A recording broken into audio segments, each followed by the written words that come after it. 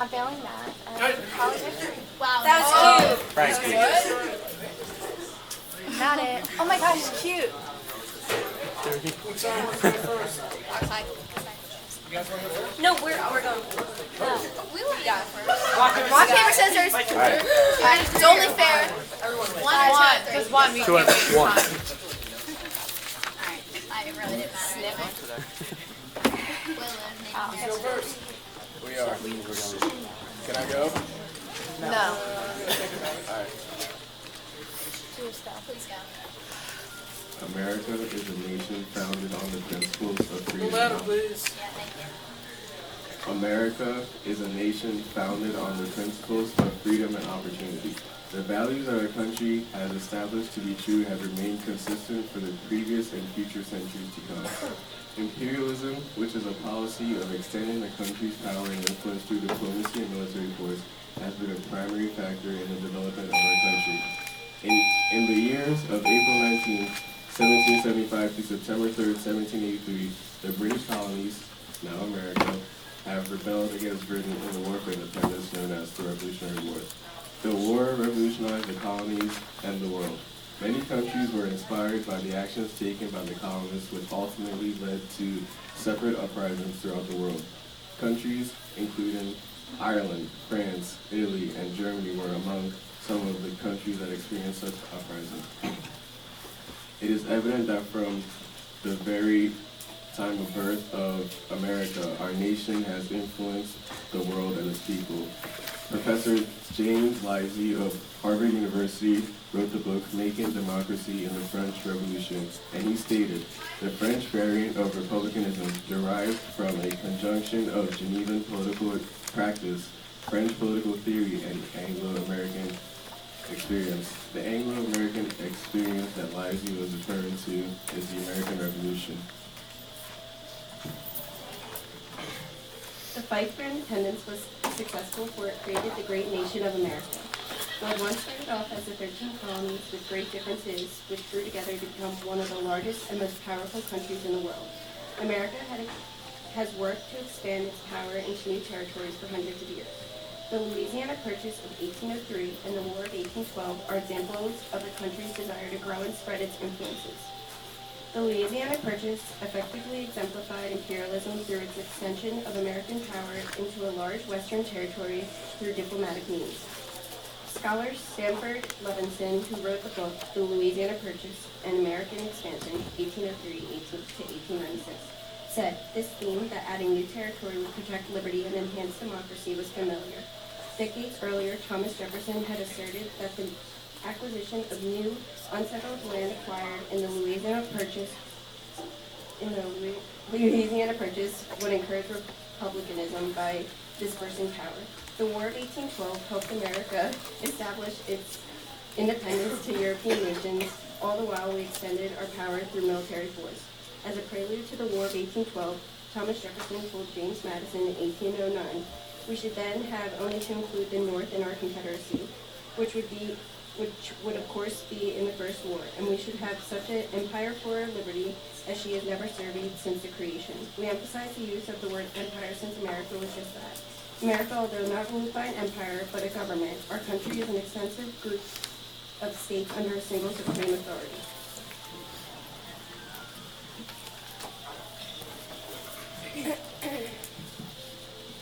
It is the concept of manifest destiny that derived from the War of 1812. Americans believed that the expansion of the United States throughout the American continent was both justified and inevitable. Many proclaimed it was their God-given right to occupy the territory between the Atlantic and Pacific Oceans.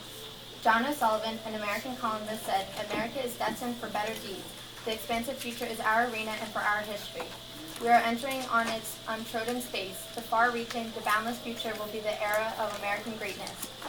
The words of O'Sullivan reek of imperialism ideals, for the excerpt explicitly states America's constant desire for expansion through previous history and of future events. Relatively, the belief of manifest destiny coincides with the basis of imperialism. Historian George Herring stated in regards to Manifest Destiny, it is just what the doctor ordered to help America. If it were not for the constant urge to expand our country, America would not nearly be the size it is today. The message that we're trying to convey is that this ever-changing and ever-expanding country we call America was founded upon imperialism. So when we're asked the question, is imperialism American, we say yes. However, we want to ask you, how is it possible that America could be the size it is today if imperialism was not an American value?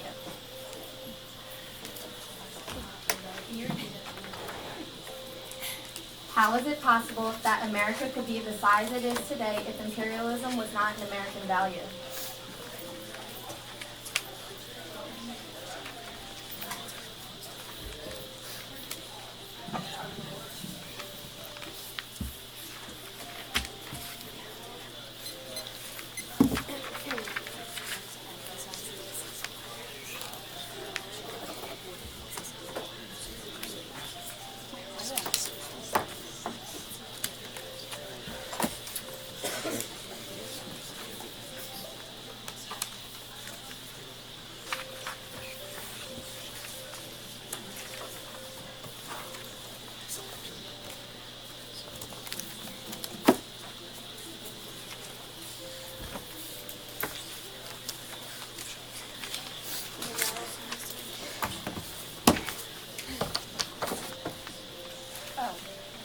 Hi. Okay.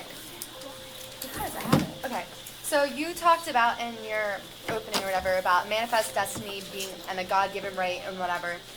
I have this quote from Andrew Carnegie, who believes that imperialism can become a holy duty only if we can by forcible interference confer blessings upon subject races. Otherwise, it remains what the president once said it was: criminal aggression. Let us see, therefore, whether good or evil flows from such interference. Has the influence of the superior race upon the inferior ever proved beneficial to either? I know of no case in which it has been or is. And he was talking about the Philippines during that quote. And here's another thing about relating it to the revolution or whatever. Well, I just want to say that imperialism is the same as what Britain was trying to do to us during the American Revolution. They were, for example, they were imposing taxes and acts and stuff to punish us, which we did not like. So that's why we rebelled. And if you think of it like this, America is Cuba, and America is Hawaii, and America is all those other countries that we. As an analogy, America is all those other countries that that we are enforcing our ideals on, but they don't like it. So that's why they rebelled, and that's why wars were caused. And if that makes any sense, because I can't talk.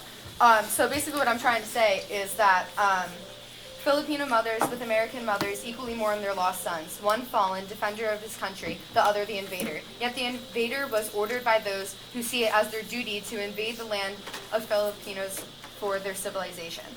So basically he's relating to, speaking of the analogy that I just proposed, that we have once went through what we are now imposing on other people. We were once the country who did not like having other countries' rules enforced on us. And that's exactly what we did to other countries. So is that American? It sounds more of a British kind of ideal to me. I don't know. So I have a quote from Roger Taney. No power was given by the Constitution to the federal government to establish or maintain colonies to be ruled and governed at its own pleasure, nor to enlarge its territorial limits in any way except the admission of new states. So America was able to expand the land by admitting new states. However, they were taking over other lands and not admitting them as states. And in these states, they were not granted the rights of U.S. citizens, and so that wasn't really expanding upon America and its values. And also, John Quincy Adams has said, "America goes not abroad in search of monsters to destroy. She is the well-wisher of freedom and independence of all. She's the champion vindicator of her own. Should the United States adventure into other lands, she might become the dictatress of the world. She would no longer be the ruler of her own spirit. So, manifest destiny, that was okay in North America, but once you go overseas, then America is starting to dictate over the world and take over other people's lands, and that would just, it would like take away the values and cultures of other countries and make it like just into one. Okay, what I was gonna say is, you guys said that it was manifest destiny was like the thing about God. It was God's like right to get the people to move and expand everywhere. But I have a quote from Edward. His name's Edward said, "Imperialism is a negotiation of God. It does ungodly acts in the name of God."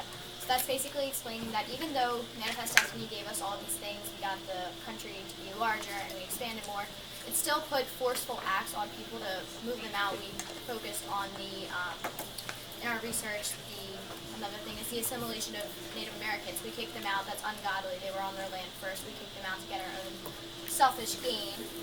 And here's another quote from Jane Addams. "If we are not moving anywhere in America, we should not focus on expansion. We need to focus on the problems we have now before we move and do other things," which basically just furthers that. Alright. Oh wait, you can go.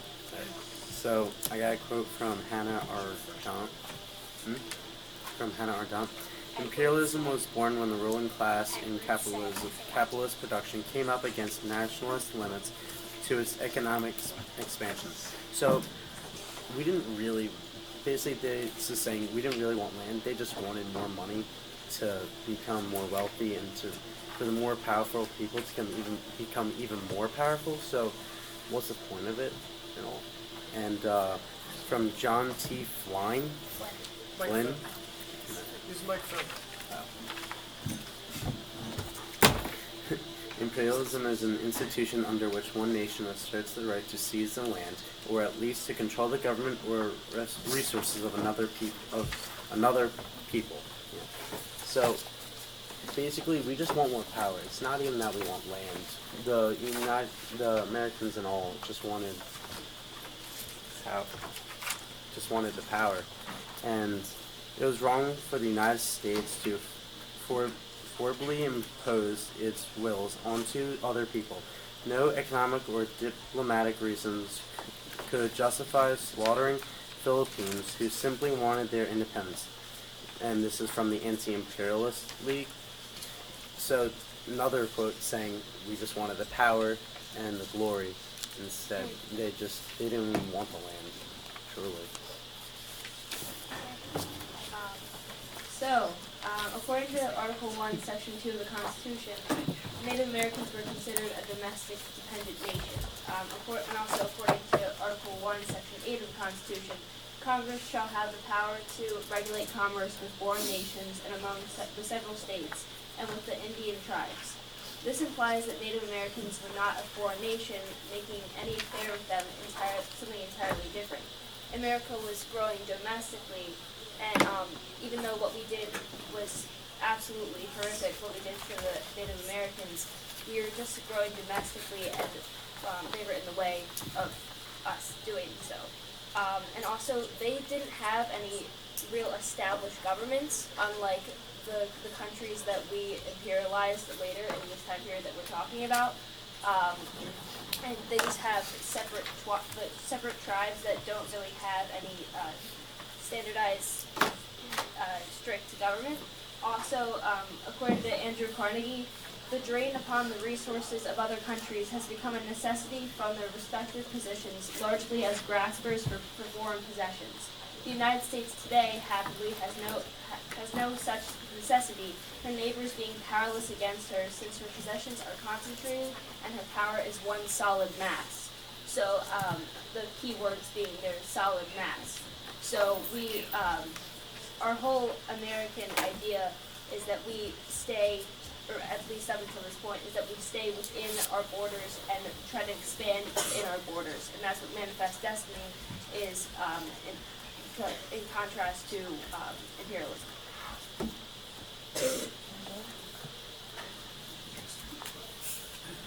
Alright, So the whole thing with Manifest Destiny, it's an Americans' rights to stretch from sea to shining sea. Not only do we have a responsibility to our citizens to gain valuable natural resources, but we have a responsibility to civilize this beautiful land. From an unknown author, believed to be Jefferson, but maybe not. So that was the idea of Manifest Destiny, and that was basically the value that they carried while doing the whole expansion within the continent, because it was a continental thing, not an overseas thing. And when they did do this, Frederick Jackson Turner's whole thing was that they were spreading democracy, because that was like the characteristic of the frontier, spreading democracy throughout the land. And most of the land that they did get when they were within continental boundaries, it did remain as, we got the Louisiana Purchase, we purchased it. We didn't go in and invade. The Mexican, the Gadsden Purchase, we purchased it for however many $1 million. We didn't go in and take it. Mexican cession, we did win through a war, but the populations up there were sparse, especially also with the Convention of 1818 and the land. Well, we didn't really. That was a joint occupation thing, but it wasn't like we were conquering them, except for in the case of the Mexican section when it was war. So like it was war, different thing. But it's not like we're going in and saying this is ours now. It was an agreement between the two countries at the end. And like the characteristics of the frontier is spreading democracy, and that's what we did. We had what's it called? A democratic government that was basically spreading throughout the country, and that was with the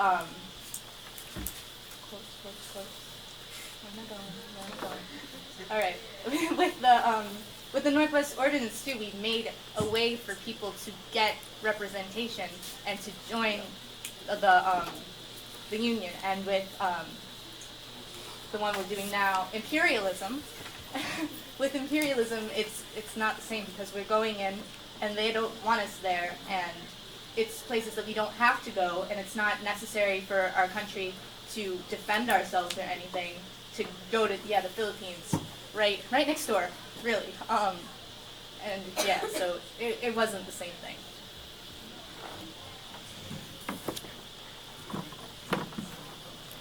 Okay. I'd like to offer that Manifest Destiny and imperialism are completely different things. One, Manifest Destiny pertains to the North American continent, and imperialism was the conquer of foreign land for purely economic reasons.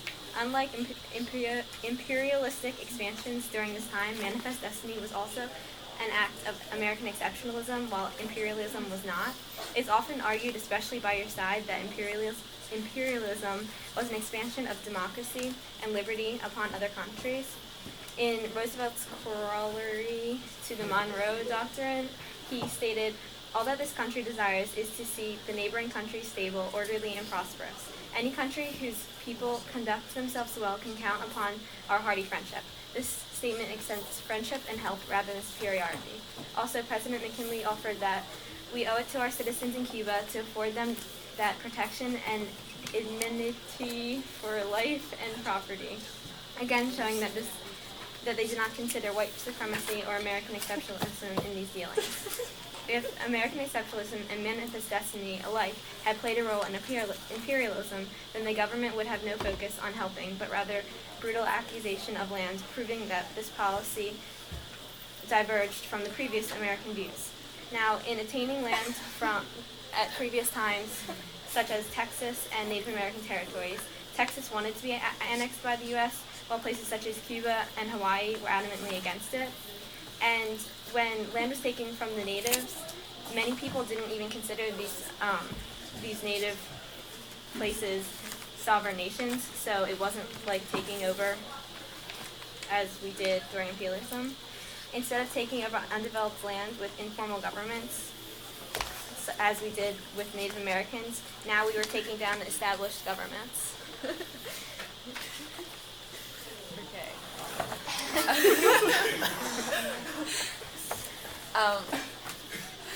The only reason imperialism was continued to be used was because at this time the Europeans were scrambling for an empire. They had already seized 10 million square miles of territory in Africa and Asia, acquiring a fifth of the world's total mass.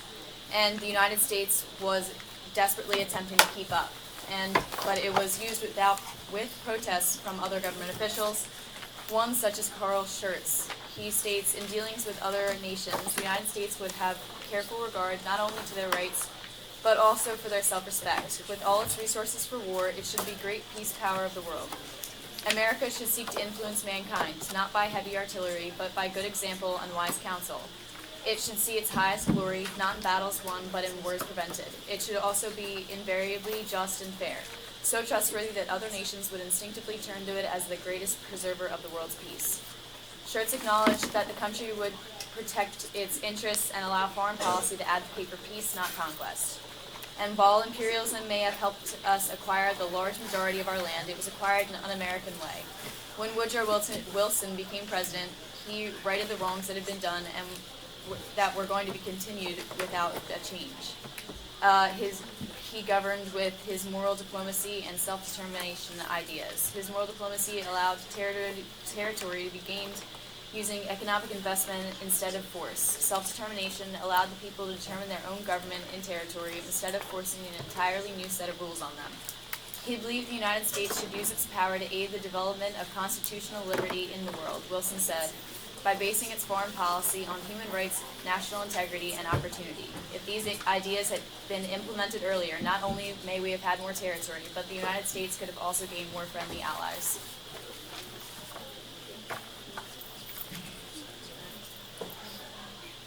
In both the War of 1812 and the Revolution, it was more of a safeguard for our liberties and protecting our morals than taking over land.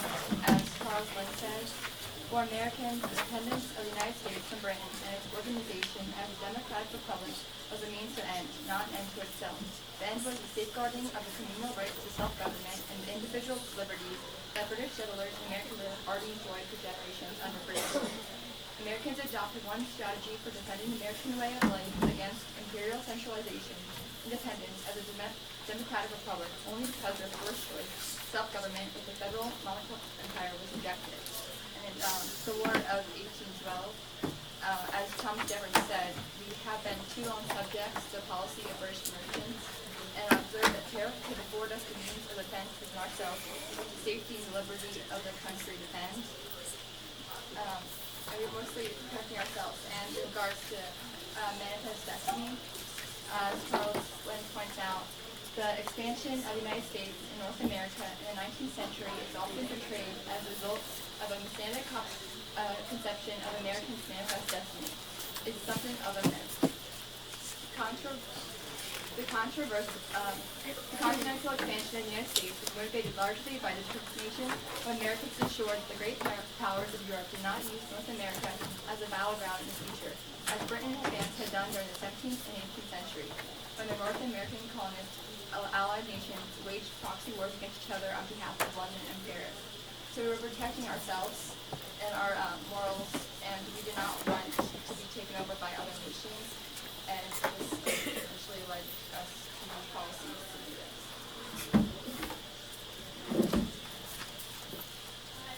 I would just like to add on to the definitions of manifest destiny and the word purchase.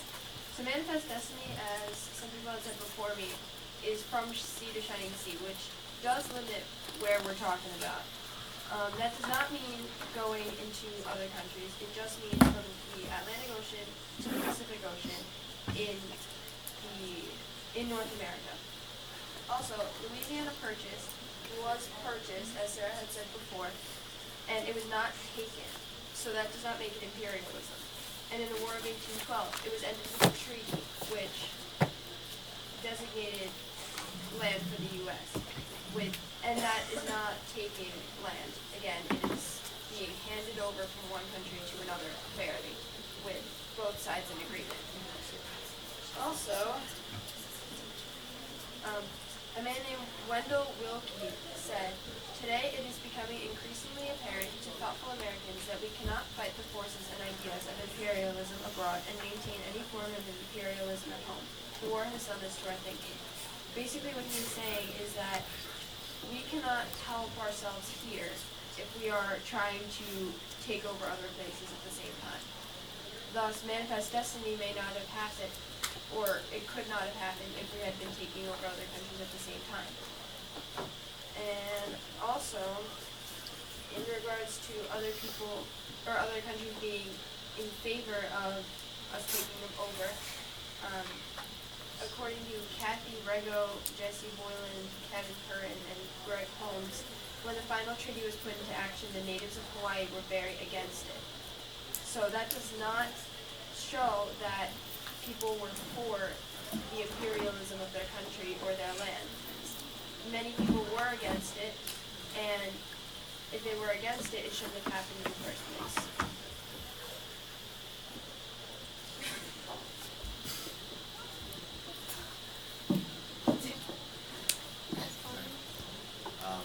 It's not so much the question of how much land we gain, but the process of it. By gaining and conquering so much land, we become more hypocritical as we impose the same laws we fought against back when we were just colonies. The government being in charge makes it more dictatorship than democratic, which is basically the American way. As Caroline Frederickson said, the executive power of our country is not an imperial power. So we shouldn't have the right to govern foreign lands.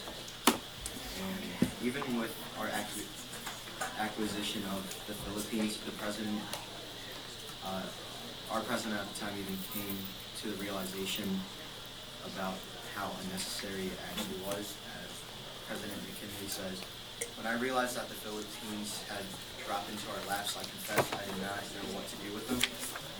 So we became so absorbed in the greed of wanting land, we forgot our basic ideals of being an American.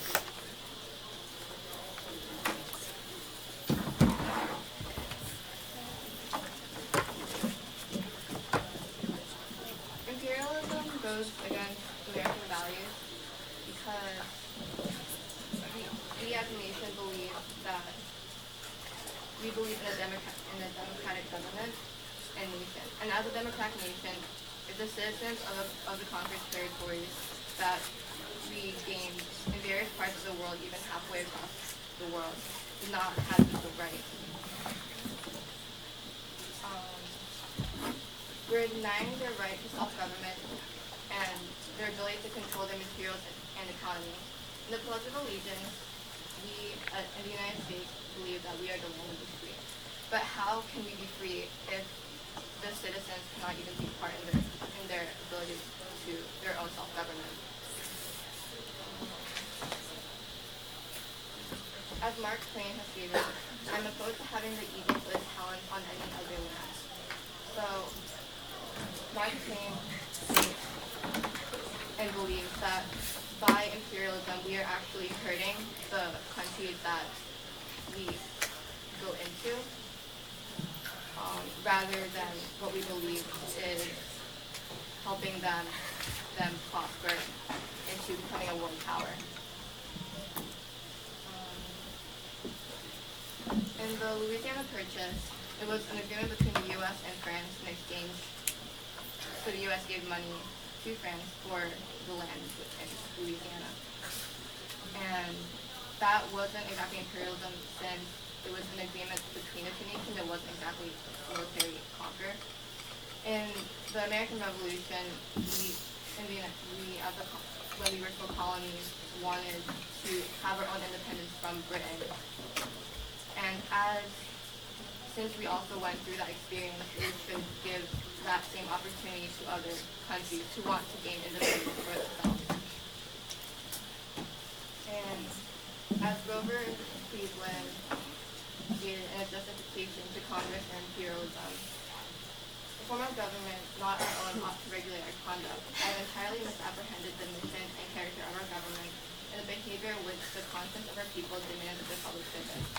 So even the president of our country agreed at one point that through imperialism we are going against our American character. that it? We're all set? Awesome. Stuff. You guys are on. So, before my two counterparts preach their rebuttals, I have mine. Can't hear you. What do you say? So, before my two counterparts preach their rebuttals, I have one of my own. So, Valerie and Serena, you guys mentioned the difference between manifest destiny and imperialism, saying one's but a continent, one's not going after separate nations. Well, do you remember the whole thing with Texas and Mexico on the North American continent? I would consider Mexico a separate nation, would you not? And Chloe, speaking of Carnegie's quote about criminal aggression, that is the normal American foreign policy. Just like criminal